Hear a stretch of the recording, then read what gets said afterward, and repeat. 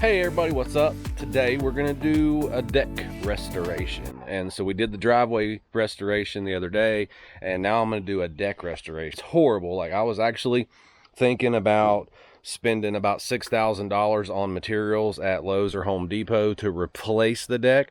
I was gonna take the dozer and just come in here and hook it with the blade and just rip this big bitch off of here and shove it over there to that burn pile and just put a match on it and buy all new materials, have like a whole truckload of stuff brought up here from Lowe's.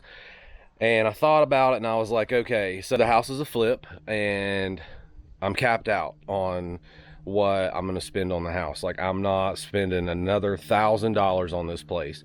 So what I'm gonna do is bleach this deck, and then I'm gonna pressure wash the shit out of it, and then I'm gonna replace, because as you can see right here, I've got some lattice to go around the bottom. I've got some of those 1x1 boards, which are these little babies right here.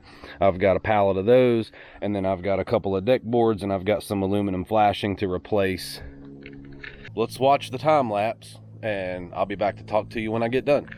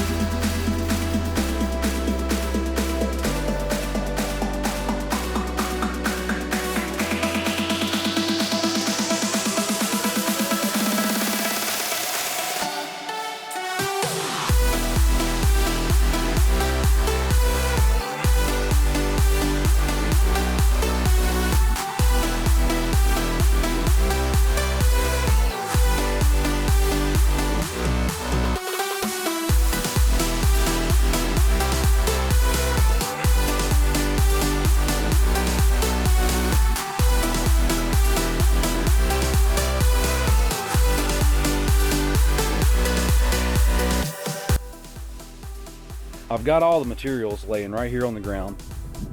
This is all the materials that I'm going to use to rebuild this little section. The reason why nothing else is really getting rebuilt and just this one is because this top board up here, this 2x6, is bowed really bad from the weather. So is the bottom 2x4, and then a lot of those little 1x slats are split, like you can see right here on some of these nails. They're split really bad. Let me get in a little bit close so you can see. And then they're bowed. So it's like, you know, you can put 2 fingers here and then you come down and it gets really tight. You can't get 2 fingers through there, and then it opens back up. And then this one you can obviously put 3 or maybe even 4 in there.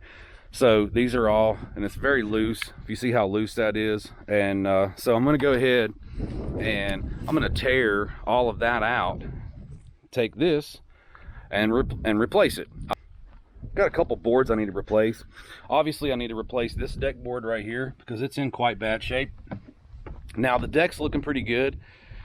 This has all been pressure washed. I do have one new board down there, and I've got enough 2x6s to replace this board here because it's kind of jacked up. But you can see here where this thing is really coming apart. It's warped really bad.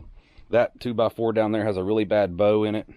But I do have to replace this deck board here because it's jacked up and bowed and bent out really bad. This one here has some rock going on in it. And then this one here is starting to bow up. Knock this section out, and I'm going to go ahead and start rebuilding that.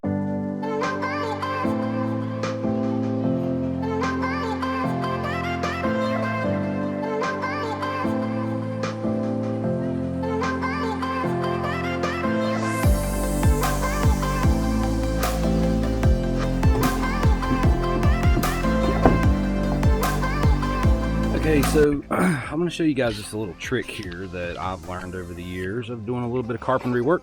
So this is a band of slats right here, and this is what we're actually putting up here.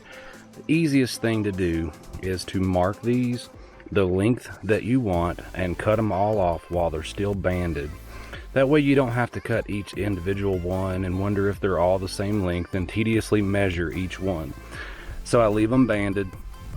I measure them, I cut them all off at once. Then I come through here and I preset all these screws about 1 inch into the wood, and you can see where those are all preset. Now whenever I take my knife and cut the band, I can just take these pre-cut, pre-screwed, stick them up here. It makes things a lot easier.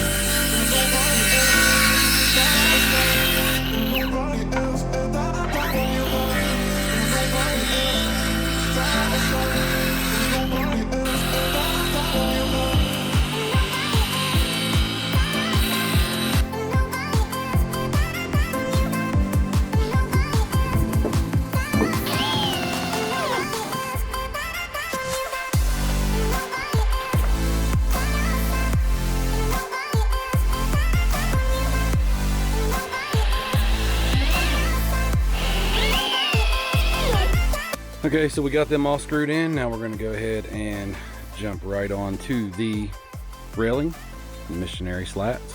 I'm gonna do a time lapse on that rather than you guys watching that 30-minute tedious process there. So let's go ahead and jump right into the time lapse.